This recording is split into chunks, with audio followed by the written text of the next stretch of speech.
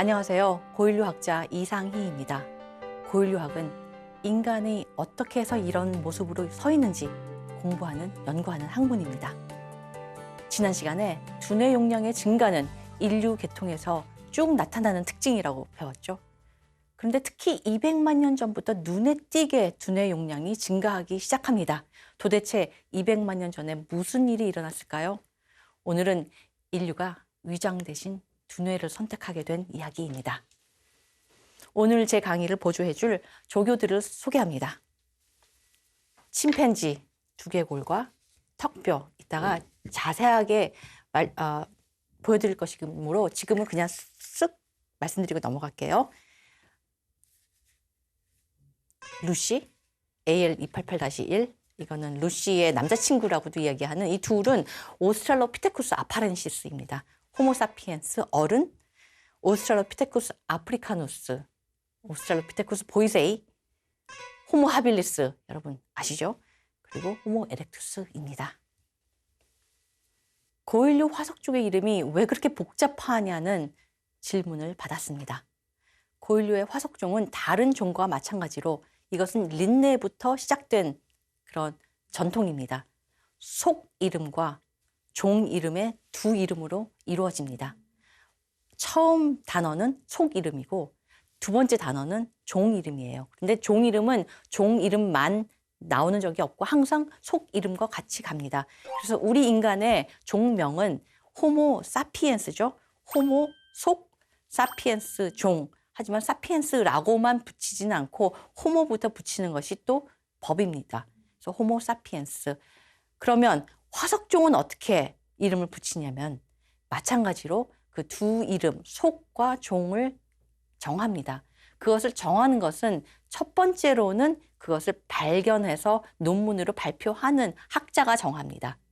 그래서 오스트랄로피테쿠스 아파렌시스, 오스트랄로피테쿠스 아프리카누스, 오스트랄로피테쿠스 보이세이, 그런 식으로 오스트랄로피테쿠스라는 속에 속한다고 맨 처음 발견하니까 이건 호모는 아닌 것 같은데 오스트랄로피테쿠스라고 불러야겠다. 다른 오스트랄로피테쿠스랑 비슷하니까. 하지만 다른 오스트랄로피테쿠스 종과는 조금 다른 것 같아.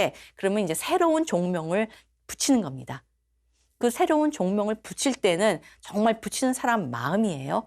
예를 들어 이 보이세이라는 이름은 보이지라고 리키의 발굴을 재정적으로 후원해준 보이즈라는 사람의 이름을 따서 보이세이라고 이름을 붙인 것입니다. 오스트랄로피테쿠스라는 이름은 오스트랄로는 남쪽이란 뜻입니다. 오스트레일리아, 호주가 남쪽이란 뜻이잖아요. 피테쿠스는 유인원이라는 뜻입니다. 그래서 오스트랄로피테쿠스는 남쪽에 있는 유인원.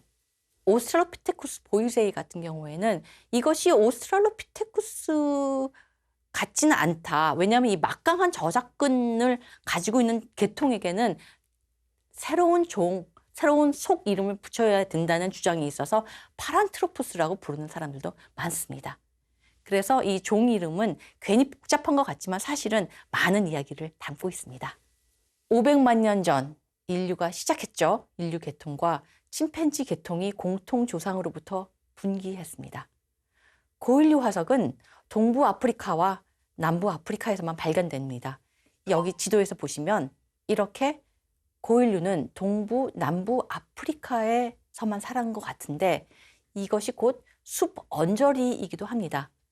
그 얘기는 뭐냐면 아마도 침팬지 계통은 서부 아프리카 숲에서 살았고 그리고 숲 언저리, 숲이 아닌 곳은 인류가 살았을, 그러니까 서로 시장을 분할했을 가능성이 있는 거죠. 제가 여기서 아마더라고 하는 이유는 침팬지는 화석이 없습니다.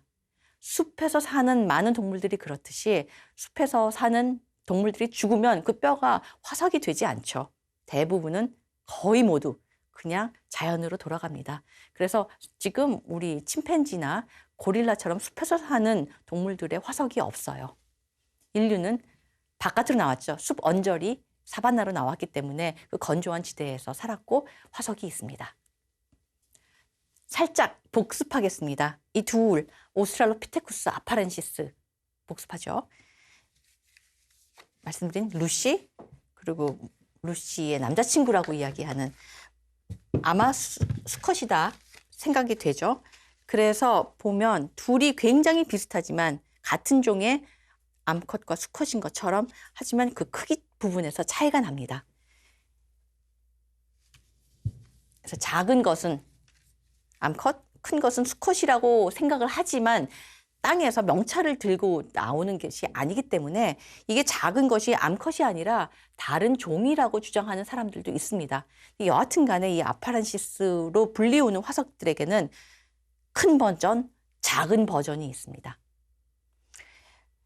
이 아파렌시스 같은 경우 침팬지와 두뇌 용량이 그렇게 차이가 나지 않죠. 400cc, 450cc 뭐 다 거기서 있습니다. 그리고 현생 인류 1400cc에 비해서 두뇌가 작습니다. 골반만 빼고 침팬지와 비슷하다. 두 발로 걷는 것만 빼고 나머지는 다 침팬지와 비슷하다는 아파렌시스의 특징이 그대로 보입니다. 그런데 여기서 제가 오늘 보여드리고 싶은 거는 바로 이 턱뼈입니다. 이 침팬지 같은 경우에는 송곳니가 크죠. 앞니도 크죠. 그리고 어금니는 별로입니다. 거기에 비해서 아파렌시스는 앞니와 송곳니가 조금 작아졌습니다. 그렇지만 어금니는 큽니다. 이거를 잘 기억을 해주셨으면 좋겠어요. 인간과 비교했을 때 인간은 앞니고 뭐고 송곳니고 뭐고 다 작습니다. 어금니도 작고 앞니, 송곳니 다 작죠. 500만 년 전, 400만 년 전, 300만 년 전쯤에 이 아파렌시스가 아프리카에 있었고 그 다음에 이들은 동부 아프리카에 있습니다. 그 다음으로 나타나는 것이 이 오스트랄로피테쿠스 아프리카누스입니다. 남부 아프리카에 있습니다. 이 화석이 대표적인 화석입니다. 플레스 부인이라고도 별명이 붙여져 있습니다. 이 역시 인류의 조상으로 등극하려고 열심히 노력을 했지만 실패를 하고 1920년대부터 1950년대에는 필트다운이 여하튼 주름 잡았기 때문에 아프리카 쪽 화석은 어떻게 명함도 못 내밀었어요.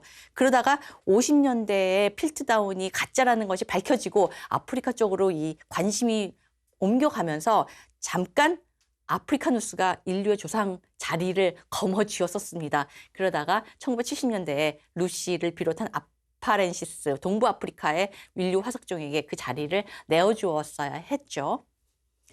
이 아프리카누스가 인류의 조상이라는 자리를 차지할 때는 약간 이렇게 위로 솟은 이마, 그리고 큰 두뇌가 좋은 특징, 그 인간적인 특징이라고 생각을 했습니다, 사람들이. 그래서 말이죠. 이 대표적인 화석, 플레스 부인 같은 경우에는 여기 이렇게 하얀 게 보이시죠? 멀쩡한 화석이 실험실에서 땅에 떨어졌어요. 그래서 두 조각이 났습니다. 여기가 이렇게 잘라진 거예요. 그 잘라진 화석을 붙였습니다. 그때 붙일 때 이쪽은 그냥 붙어 있죠? 이쪽은 없잖아요. 이 부분을 복원을 해서 붙입니다. 이 복원을 할 때 이 아프리카누스의 인간다움을 생각을 하고 있던 사람들은 여기다 굉장히 듬뿍듬뿍 바른 거죠. 그래서 이 두뇌가, 두개골이 사실보다 훨씬 더 커 보이고 사실보다 이마가 더 높게 쓴 것처럼 보입니다. 지금은 컴퓨터 토모그래피를 통해서 이 부분을 잘라내고 제 모습을 찾는 그런 모형을 공부하고 있습니다. 그리고 지금은 이것이 인간의 조성이 아니라 그냥 당시에 있던 다양한 오스트랄로피테쿠스의 다양한 화석종 중에 하나일 정도라고 생각을 하고 있어요. 여기는 없지만 이 오스트랄로피테쿠스 아프리카누스가 남아프리카에 있던 당시 동아프리카에는 오스트랄로피테쿠스 가르히라는 화석이 발견됩니다. 250만 년 전 이 화석은 1999년도에 발표가 되었는데 가르히와 같이 발견된 동물뼈에 그 돌로 만든 칼날 자국이 있는 거예요. 그러니까 동물뼈를 만져서 뭐 거기서 뭘 먹었거나 그 정리를 한 그 흔적이 있는 거죠. 그 돌로 만든 도구가 같이 나온 것은 아닙니다. 하지만 우리는 그 인간이 언제부터 도구를 만들었는지가 굉장히 관심이 있거든요. 그래서 250만 년 전 오스트랄로피테쿠스 가르히에게서 나왔다는 것은 조금 어색합니다. 왜냐하면 우리는 도구는 호모 하빌리스가 만들었다고 얘기하고 싶거든요. 그것이 정설이기 때문입니다. 여하튼 250만 년 전에 그 가르히 다음에 동부 아프리카에서 나온 이 인류 화석 오스트랄로피테쿠스 보이세이입니다.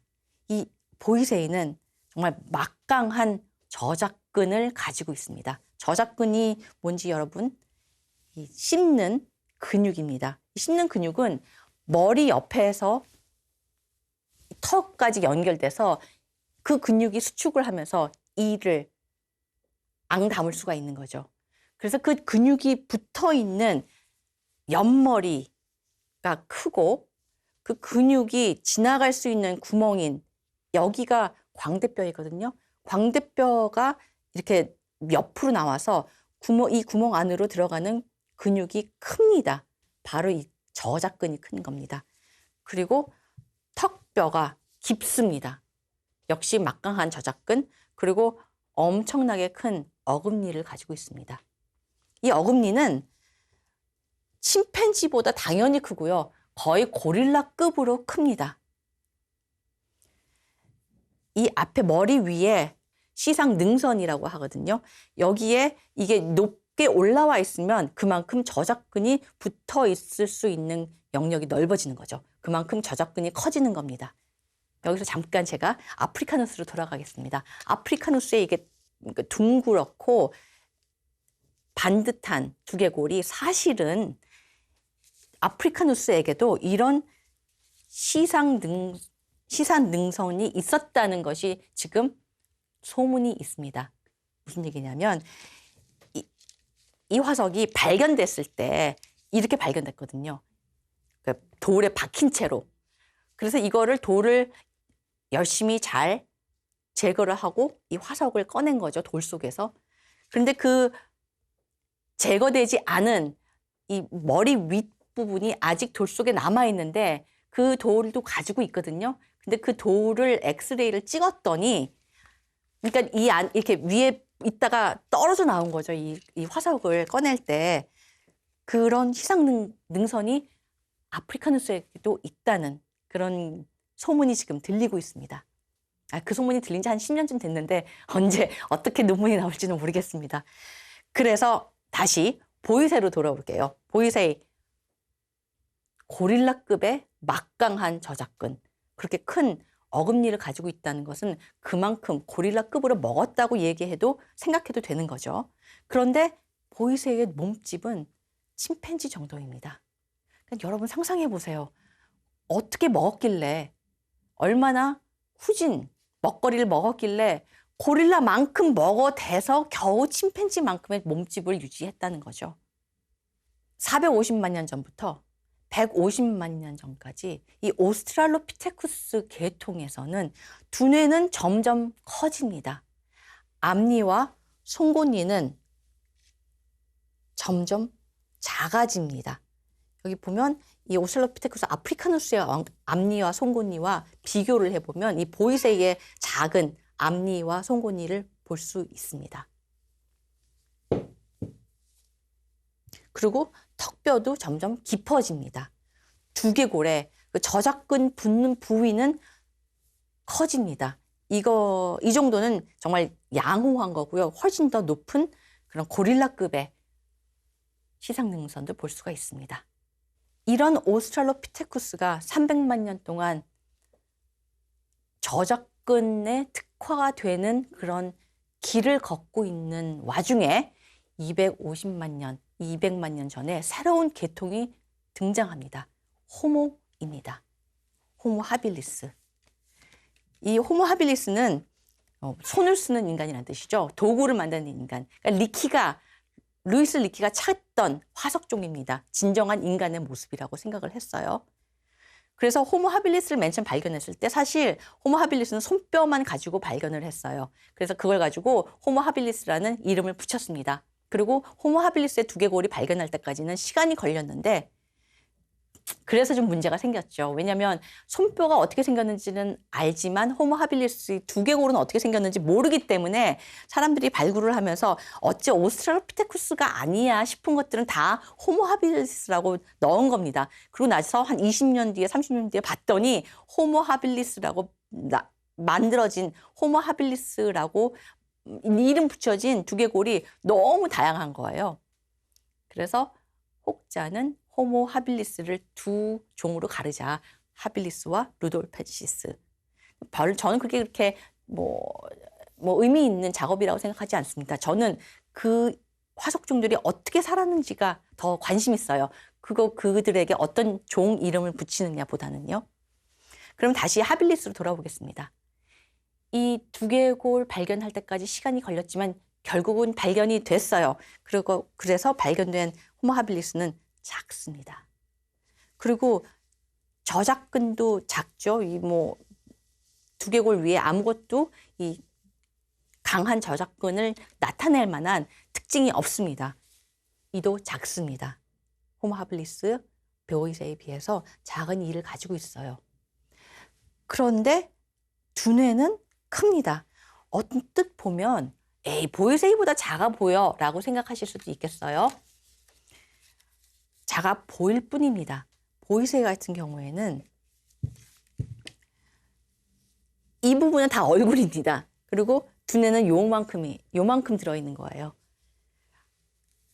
하지만 하빌리스는 이만큼이 다 두뇌인 거죠.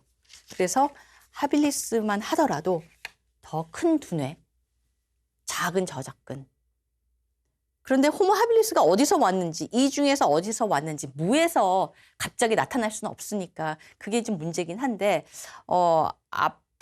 아프리카누스라고 보기에는 하빌리스는 동부 아프리카고 아프리카누스는 남부 아프리카이기 때문에 조금 좀 무리고, 아파렌시스라고 보기에는 너무 시간적으로 100만 년이나 차이가 나는 거예요. 아까 말씀드린 가르히일 수도 있는데 가르히는 또 동시대이기 때문에 조상이라고 보기가 힘듭니다. 그래서 호모 하빌리스의 조상, 다시 말하면 호모 속의 조상에 대해서는 아직도 우리가 논쟁 중입니다. 호모 하빌리스가 등장한 250만 년 전에 어떤 일이 일어나고 있는지 다시 살펴보겠습니다. 막강한 저작근을 자랑하는 이 오스트랄로피테쿠스 계통은 계속되었습니다.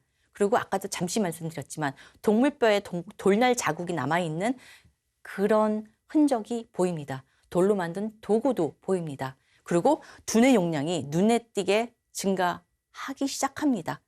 그리고 새로운 인류가 등장합니다. 이 모든 게 그 250만 년 전에 나타나는 거예요. 석기가 드디어 등장했습니다. 석기가 사실 최초의 도구는 아닙니다. 유일한 도구도 아니에요. 단지 몇백만 년 뒤에도 남아있기 때문에 우리가 석기를 그렇게 들여다보는 것이죠. 하지만 상식적으로 생각했을 때는 침팬지도 만들고 있는 도구를 인류가 안 만들었을 리가 없습니다. 그러니까 나뭇가지나 그런 썩어 없어질 수 있는 재료로 도구는 많이 만들었겠지만 남아있는 도구는 석기입니다. 그 석기를 만들어 쓴 계통이 왜냐면 호모는 도구를 쓰는 계통이니까 오스트랄로피테쿠스인은 아닐 거라는 생각을 했습니다. 그런데 보이세이하고 석기가 발견됐죠. 그리고 얼마 전 방금 말씀드린 오스트랄로피테쿠스 가르히하고도 동물뼈에 남아있는 돌자국, 칼날 자국이 있으니까 그러면 오스트랄로피테쿠스가 석기를 만들었었나? 호모가 아니라? 그렇게 생각할 수도 있죠. 석기를 누가 만들었었는지는 사실 쉬운 일이 아닙니다. 이렇게 생각해 보시면 되겠어요. 이렇게 발굴을 했는데 칼이 나왔어요. 칼이 나왔고 칼 옆에 돼지뼈가 있어요. 그럼 우리는 어떻게 해석하죠? 그 칼로 돼지를 잡아먹었구나. 발굴을 했어요. 칼이 나왔어요. 칼 옆에 인골이 있어요. 인골과 같이 묻혔겠구나. 부장품. 칼 옆에 오스트랄로피테쿠스가 등장했어요. 그러면 그 칼을 오스트랄로피테쿠스에게 썼는지 아니면 오스트랄로피테쿠스가 그 칼을 썼는지 우리는 아직은 알 수 없습니다. 하지만 아까 지난 시간에도 말씀드렸듯이 두뇌가 점점 증가하는 것이 인류 계통의 특징이듯이 도구를 만들어 쓰는 것 역시 인류 계통의 특징입니다. 조금 더 250만 년 전으로 들어가 봅니다. 250만 년 전 플라이오세에서 플라이스토세로 전환합니다. 그 어려운 이름은 잊어버리셔도 됩니다. 중요하게 제가 전달하고 싶은 거는 그때부터 빙하기가 시작됐다는 거. 평균 기온이 추워지고 인류 계통이 살고 있던 숲 언저리, 그 지역이 점점 늘어났습니다. 건조화가 됐어요. 그리고 빙하기가 시작되면서 추워지는 것도 괴로운데 더 괴로운 것은 기온이 들쭉날쭉해졌다는 거죠. 그래서 추운 것에 겨우겨우 적응해가지고 살만하니까 또 막 더워져요. 간빙기. 그래서 간빙기에 또 적응해서 살만하니까 또 추워져요. 빙하기. 그래서 빙기, 간빙기가 주기적으로 왔다 갔다 하는 바로 그 빙하기가 시작되는 거죠. 250만 년 전후로 해서.